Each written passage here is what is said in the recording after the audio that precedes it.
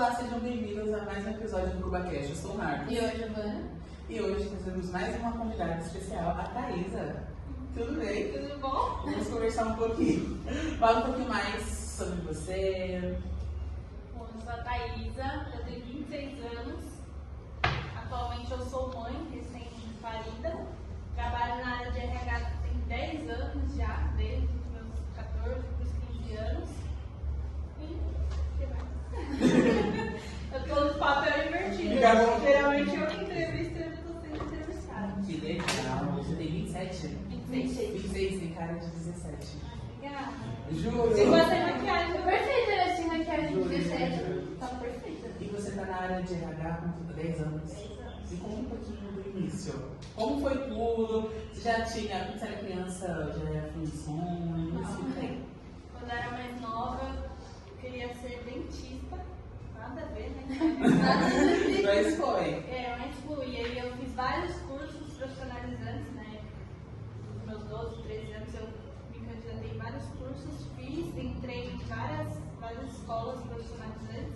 E aí uma delas me indicaram para uma empresa Romanel, uma empresa hoje muito grande, é de joia. Acho que a maioria de vocês deve saber, porque é só joia. E aí foi o meu primeiro emprego. Eu participei de um processo seletivo, tinha 10 pessoas na sala junto comigo. E aí eu fui uma das selecionadas aí direto pro RH. E aí foi paixão à primeira vista. E aí depois eu nunca mais saí, nunca mais parei. Toda empresa que eu entrei foi na área de RH.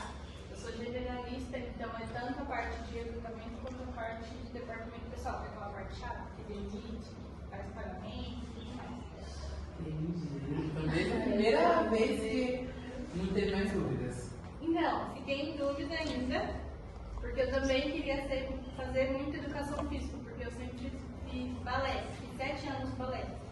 E aí eu queria ou educação física ou RH/psicologia, né? Um passarinho branco me contou que você é filha de uma professora. Conte para mim um pouquinho. Eu já quis falar dessa parte, gente. Desculpa, ansiedade.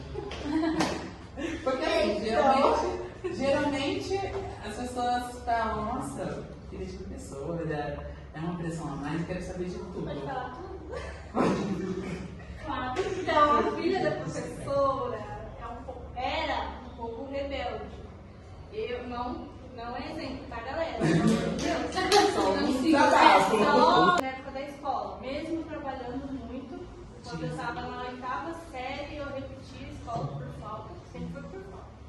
Repeti por falta na 8ª série, graças a Deus que naquela época eu não tinha escola integral. Eu falo naquela época, mas graças a Deus.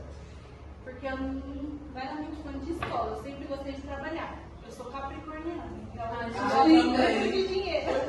Ixi, Deus tá capricorniana, né? Então eu gosto muito de dinheiro. Então na minha cabeça, como eu já comecei a estudar nova, na minha cabeça, se eu tivesse dinheiro, eu ia fazer pra escola porque eu estava com dinheiro Tá na bom, mão. E como não era horário integral, então eu ia no trabalho e faltava na escola, porque eu chegava no trabalho cansada. Então eu repeti 3 vezes.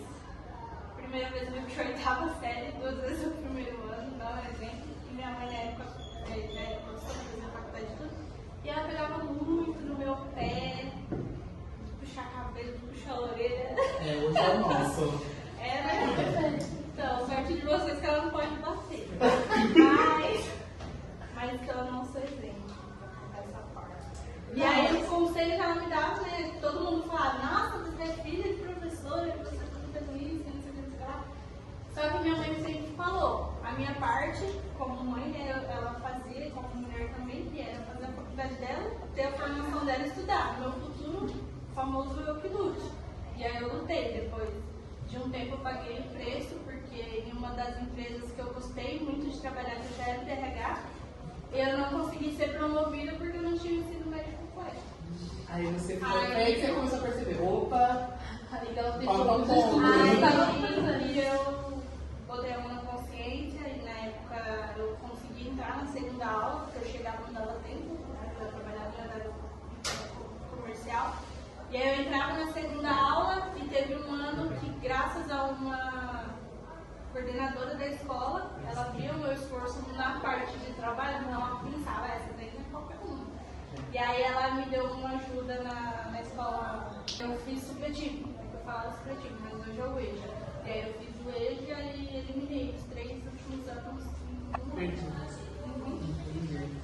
seja, você não estava nem aí mais ou menos para os estudos e depois mais pra frente.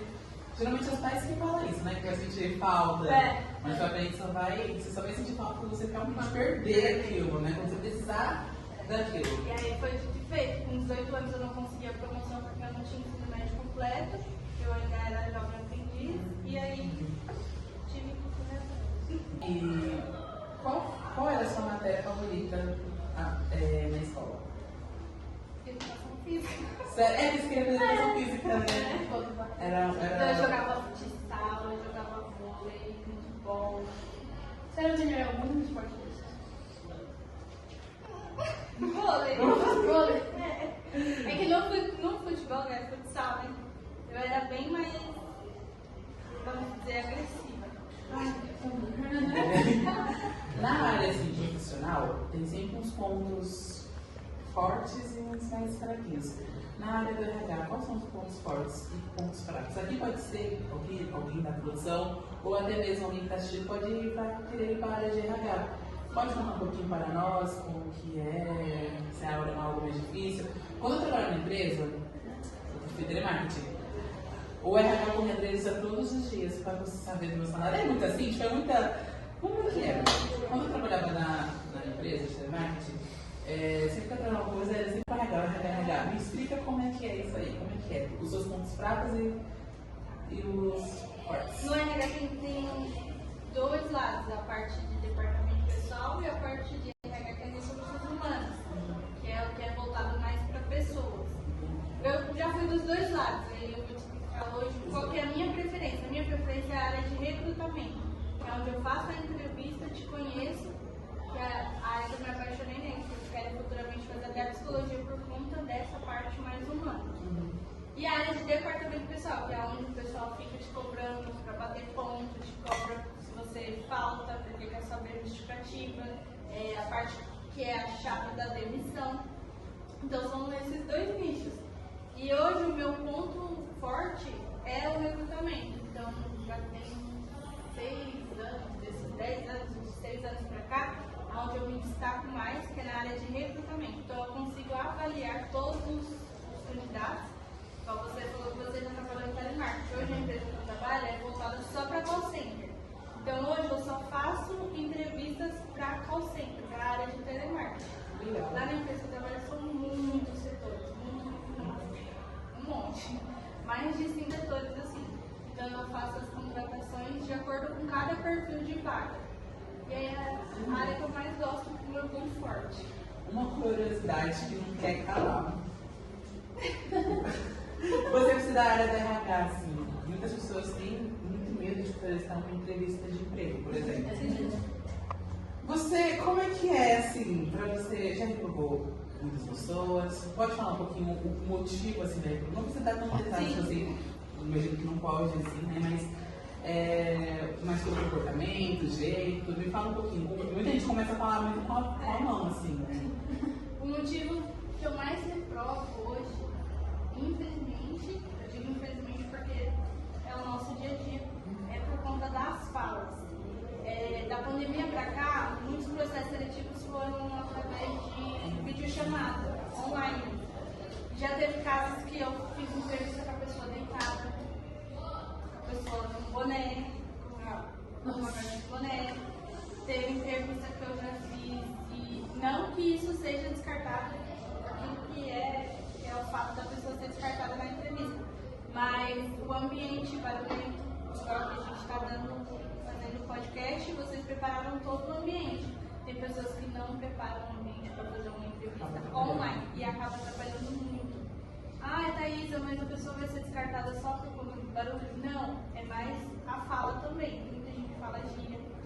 Como eu sou jovem, então eu até entendo muito. Só que tem pessoas que estão no RH já há 20, 30 anos, bem mais experiente, que não querem saber. Tipo, fala assim, eu não quero essa pessoa porque eu não vejo o futuro dela. Já eu analiso pelo futuro. Eu não me baseio naquilo que você fala pra mim na hora e no momento da entrevista. Às vezes é nervosismo, às vezes infelizmente não tem tantas condições. Mas quando a pessoa chega, por exemplo, de boné, já se preparou, de regata. Então, hoje de terno, né?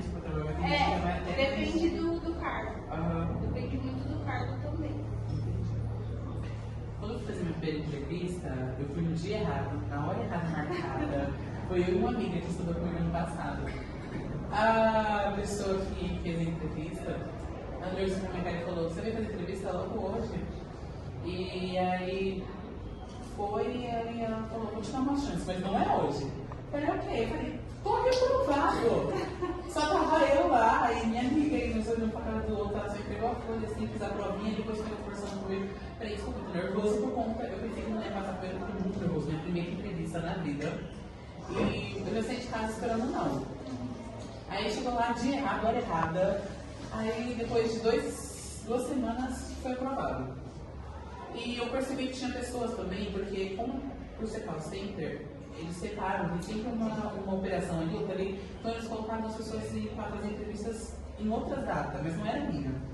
E aí eu vi, já ia embora direto por boné, e pessoas que foi de chinelo, a gente até entende a função, né, que você falou, mas realmente dá uma atrapalhadinha, né?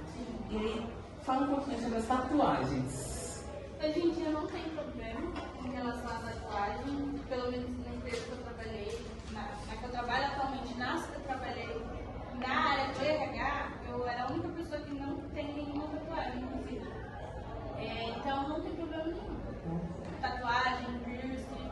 Um pessoal mais ativo que fala, mas hoje é mito. Hoje o que conta mesmo é o vocabulário e o interesse. Entendi. É porque, como você fala, mais pessoas mais antigas que falam, né? Hoje em dia é mais liberal, vamos dizer assim. Dependendo do tatuagem. Bom, eu acho que deve lembrar um pouquinho mais da sua vida. Queria saber como você foi doente, diferente, como que foi a sua vida com a maternidade tão aguda assim? Pra mim, eu ainda me considero uma adolescente. Então, eu tô ainda passando por todo o processo. Eu tive meio que um trauma logo depois do parto. Tudo que eu imaginei que seria foi totalmente o contrário. Então, por mais que seja 3 meses, ainda está recente pra mim. Eu ainda estou naquele período de experiência. Mas está sendo maravilhoso. Ele é muito lindo, muito esperto. É o meu xodó e o xodó da minha família inteira agora. Como foi contar para sua família que você estava grávida? Não, acho que ninguém esperava, porque eu nunca falei que eu seria mãe. Eu sempre, como eu falei no começo, eu sou capricorniana, então eu sempre gostei muito de trabalhar. Então o meu foco sempre foi trabalhar. E aí, do nada, do Neida, né, como diz o maravilhoso, do nada, engravidei, estando trabalhando na empresa que eu estou atualmente. Eu tinha 4 meses quando eu engravidei lá, então é muito recente. O meu cargo hoje, ele é muito, como posso dizer, disputado? Também, né? Além de ser disputado, é muita responsabilidade para o cargo que eu estou hoje. Então, eu me preocupava se eu ia passar mal, porque eu não podia abandonar o serviço, eu não podia faltar. Então, eu fui muito regrada durante a gestação toda. E aí, no finalzinho do 7, ela foi muito resiliente, teve muita empatia por mim, e aí ela deixou eu trabalhar home office. Mas a empresa que eu trabalho não é home office, mas eu fiquei do meu 7º até ganhar o neném home office. E aí eu consegui trabalhar até o dia que eu ganhei. Eu ganhei no dia 30 de manhã, no dia 29, um dia antes dele nascer, eu trabalhei. Bati no ponto 6 horas, depois eu fui pro hospital, e aí ele nasceu no dia seguinte. Interessante. Então. É porque tem muitas mães que não têm, como você falou, essa oportunidade. Né? Elas têm que trabalhar na empresa mesmo e não tem uma pessoa que faz só um computador e um computador em casa. Não, geralmente elas ficam, né? E eu fico imaginando, porque é difícil. Às vezes dor, né? Enjoo. Muitas pessoas têm enjoo, né? Eu trabalhava numa empresa de produção antes dessa empresa, também no RH. E lá tinham muitas gestantes que elas, por ser produção, é mais trabalho manual. E aí elas passavam muito mal, infelizmente lá não tinha como reabilitar elas para outros setores, então era bem difícil. E aí eu ficava pensando nisso, meu Deus, eu tenho o privilégio de trabalhar em um escritório, com ar-condicionado, no computador, então eu vou fazer jus ao que eu tenho os benefícios, né? E aí eu me esforcei mais. Legal. E aí, me conta um pouquinho mais, depois que você pariu e tudo mais. Como é que foi pra você uma experiência? Porque foi a primeira, né? Primeira experiência, assim, como mãe. Dá medo, filho. Dá medo, não dá? Tipo, você... Também todo dia. Quantos ele tem? Eu tenho 3 meses. Ai, meses! Por isso que a dona Roseli fica toda encantada. Todo dia fazendo foto do filho dele. E ela fala na sala de aula, ai, que É, legal. tudo, a vida dela gira em torno da hoje em dia, né? Agora eu entendi, são 3 meses, é muita novidade. E aí, depois que eu tive ele, eu fiquei ainda uns 45 dias, porque eu tive cesárea, então eu tive complicação logo depois do parto. Eu tive hemorragia. Foi bem traumatizante, assim.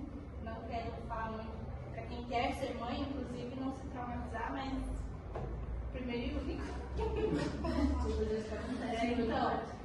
mas eu tive muita ajuda da minha mãe. Assim que ele nasceu, ela já voltou a trabalhar, ela voltou pra escola. Então, minha mãe me ajudou bastante, minha irmã, minha prima, minha tia, eu tive muita ajuda. Meu esposo também, durante todos esses 45 dias. E aí eu lembro até hoje, o primeiro dia que eu fiquei sozinha com ele, eu quis sair correndo. Sério. Porque teve uma hora que eu dei banho e aí ele começou a chorar, e eu não Mas sabia o você que foi fazer, fazer. e aí eu fiquei nervosa, mas eu consegui acalmar ele. E o processo se acalmar. me acalmar. E o processo de ser mãe em primeira viagem é assim, todo dia é um aprendizado. Todo dia, igual hoje. Eu tinha um compromisso de estar aqui, e aí eu já me programei. Quando eu acordei, eu programei todo dia o meu dia. Já foi totalmente diferente, porque hoje a gente vive, né, pelo que ele vai fazer, não pelo que eu vou me programar. Então, na minha cabeça, eu ia fazer isso, mas ele acordou totalmente diferente, não queria dormir, da hora que ele acordou, não quis dormir, então eu tive que ficar dando atenção pra ele. Eu tento evitar o máximo possível as telas dele, então eu tento entreter ele com conversa, eu falando com ele, conversando, brincando, pego o brinquedo, estimulo, para que ele não fique viciado em tela. Então eu tenho que fazer o máximo possível para ele ter a comunicação comigo.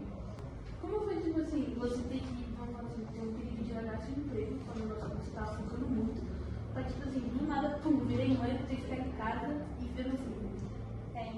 Então, o que eu mais tinha medo era de me dar ansiedade, de eu ficar nervosa com ele, porque eu sempre trabalhei muito, então era trabalho. Então, falei pra vocês, eu me rotina em escola por conta do trabalho, né, porque eu gostava de ter jeito de trabalhar. Teve uma época que eu trabalhava em empresa, chegava em casa, comia, tomava banho e eu já tinha terminado a escola, né, em casa. E aí eu ia para outro trabalho informal, que não era registrado, então eu saía de casa às 6 e chegava meia-noite. Nossa, de capricorniana.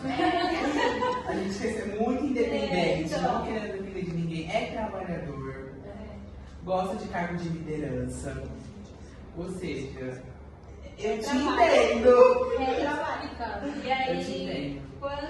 um pouco antes dele nascer, eu ficava com medo, porque eu não gosto de ficar sem fazer nada, né? E minha mãe dizia, não vai ter essa opção, você sempre vai estar fazendo alguma coisa. Eu falava, mãe, eu quero distrair a minha cabeça, eu não quero ficar naquela rotina só com criança, eu quero distrair.